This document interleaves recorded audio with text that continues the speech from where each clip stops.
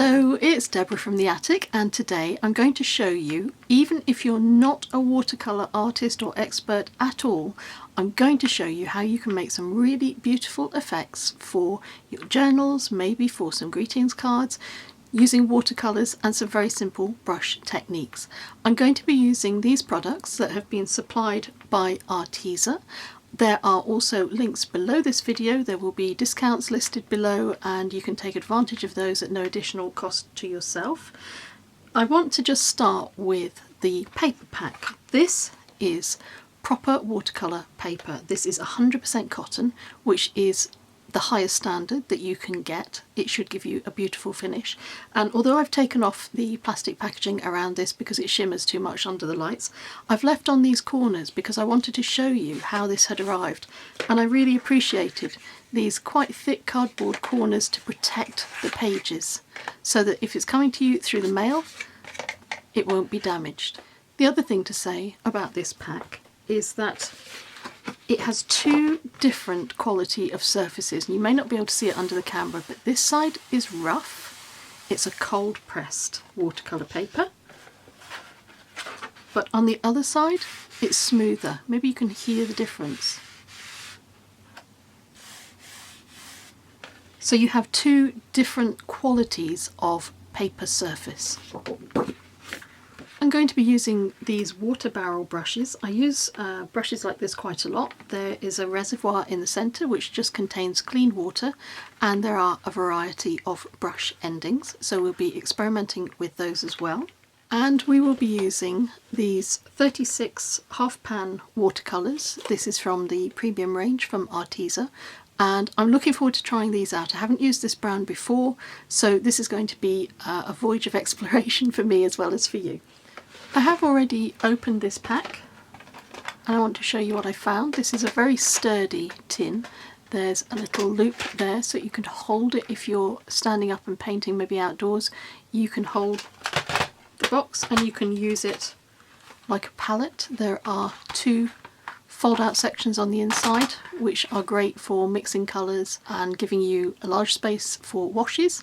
And for more detailed blending, there are some smaller reservoirs here as well. I like this. This is a sheet of quite sturdy card which allows you to colour swatch all of the colours, and all of the colours that are in the box are listed on this page, and I'm going to be swatching out the colours later. These have come loose because I've been playing with them. That's what I'm going to show you next.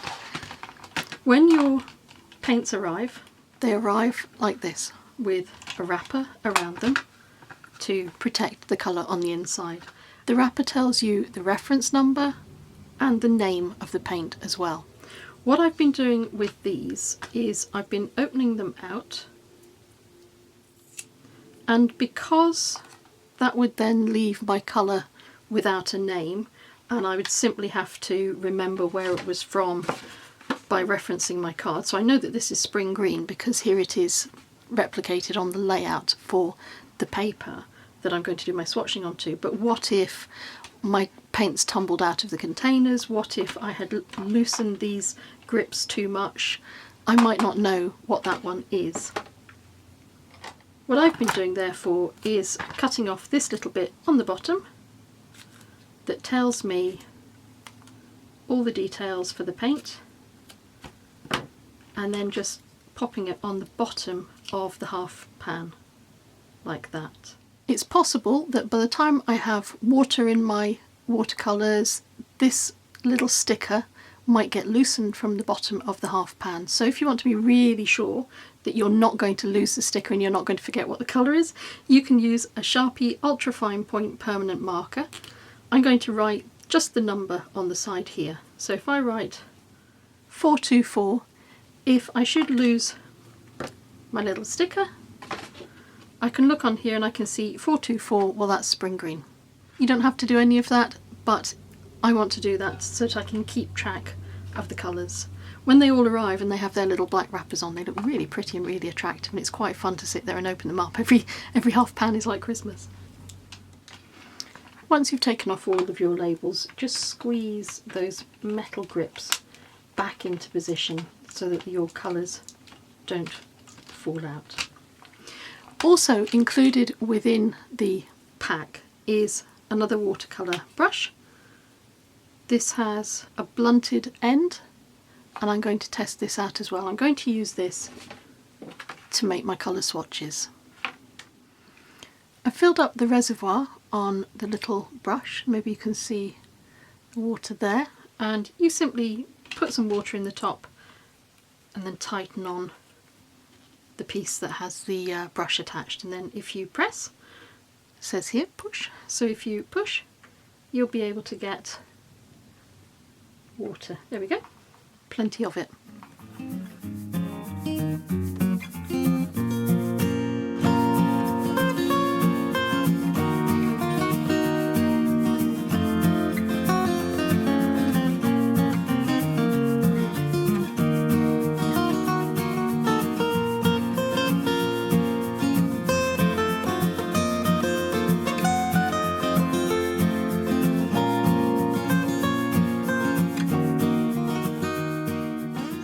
I think there's a really nice range of colours there.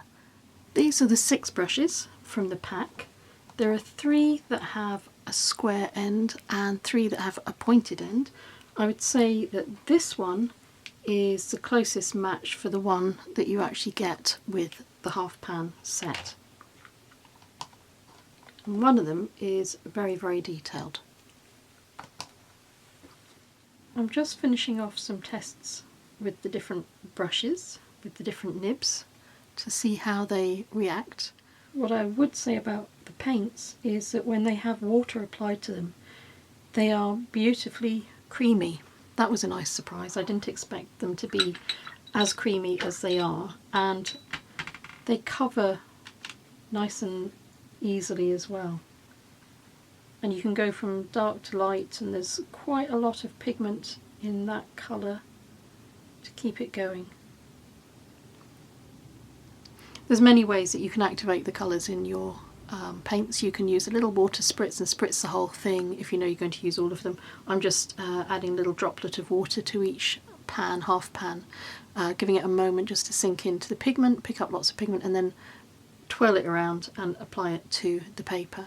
And I'm using the smooth side, or the smoother side, from the pack, and all I'm doing is making marks. Watercolours can be quite intimidating if you're not used to them, if you haven't used them very much before, and the best way to get comfortable with them is simply to make marks. And once you're familiar with how your brushes work and how your colours work and how much you can drag the colour out like I've done with this one here, then you get a little bit more confident, and then I'm going to show you how you can use the shapes of the brushes to create really nice leaves. I always start with leaves because that's a nice easy entry into using any new paint and trying to get familiar with the products.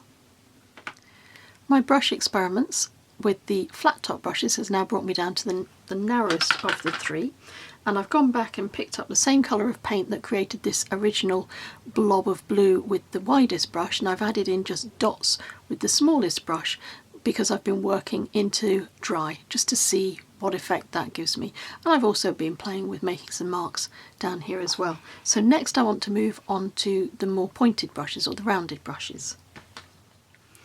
To make a leaf shape, because this can be really soothing and restful, you put the tip of your brush on the paper, you draw it back slightly, then you press down with the body of the brush and lift it up. This is a really good exercise. I haven't perfected it. I'm continuing to practice with it. The reason it's a good exercise is because it helps to create muscle memory. So the more you do this, the easier it will become and the better your leaves will become. And leaves are a really useful thing to be able to do because you can adapt them in lots of different ways to create lots of different backgrounds. That's what we'll move on to. You can see how strongly pigmented the half pans are because there's still quite a lot of orange pigment present in these shapes. I have a board. This is just a plain piece of board, and it's what I use to stick down pieces of watercolour paper. So this is one of the watercolour sheets from the pad. I've used some rather unloved washi tape to seal down the edges. I've put a line across the top, and I'm going to put a separation down the middle as well.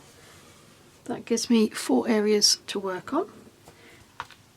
Means that we can do 4 little cards or tags or whatever these end up being. We can do 4 at a time. My setup is I've got my board with my watercolour paper all divided up. I've got my pens with the lids off and all ready. I've got my colours here, and this is a little rolled up old flannel that I can use to knock off the water from the brushes if I find there's too much. I'm going to begin with the widest brush. I'm going to pop out a little water onto my palette in the bottom corner here. I'll try and keep everything in shot, but I'm trying to put in so much. I'm going to start with one of my favourite colours, which is cobalt green, and I want to make a really light wash in our top panel, and I'm going to put that in place and let it dry while we're working on the other panels.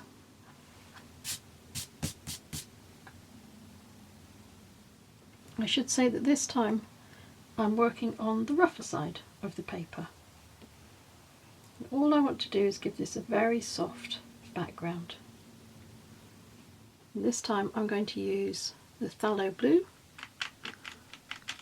which you can just see off screen. I'm going to do the same, keep it as light as I can, and this time I'm going to try and make it darker at the bottom and allow it to get lighter as we move up the page. We'll see how that looks when it dries. So now I'm going to swap out my pens. I'm going to go for the middle of the square-ended pens, and this time I'm going to drop water directly from the pen onto this paper. I'll spread it out a little bit, and I'm going to use chrome orange.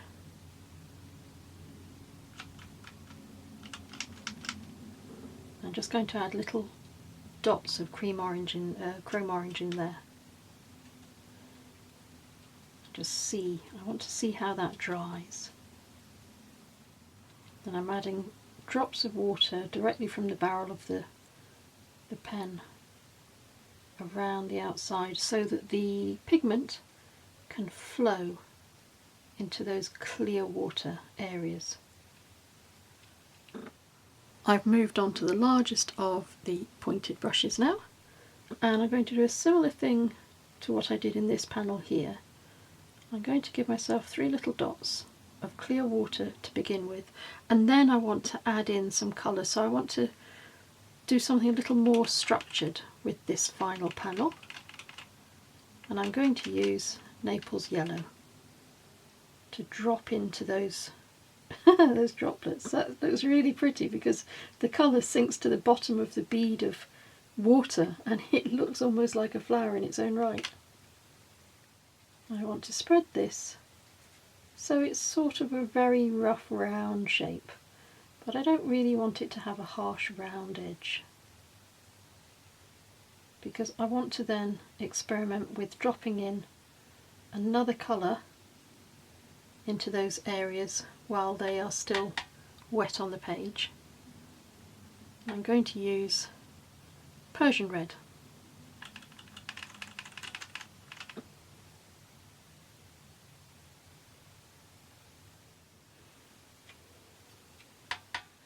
I've turned my board around so that these 3 can continue to dry, and this one I'm going to start working on.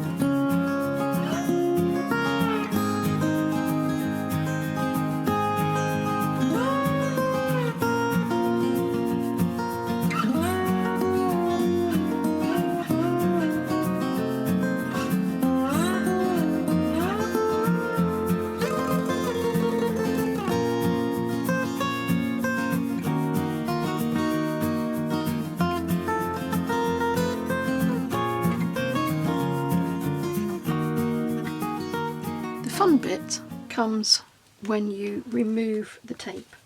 I'm going to remove this carefully. I think everything has dried, but I don't want to risk the tape sticking to the paper.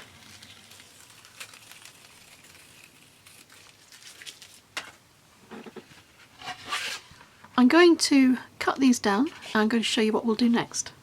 This is rather nice because it's used the same sort of palette of colours. These have come from the warm shades included in the half pan set. So this has used the Naples yellow, the Persian red, the rust red, burnt sienna, mahogany and burnt umber, and they're all captured in there, and that's why that little piece works, because the colours pull it together. In this one the colours are very different, but it's the shape that is the consistent thing. And in these, as you saw, we did some wet into wet work and dropped paint droplets in that, and then added a little bit by using the shape of the brush to create flowers, and then used the brush again to create little green patches of leaf. This would make a really nice greetings card. I think these two would be nice greetings cards, these two would be nice tags. I've been really pleased with the paints and with the paper.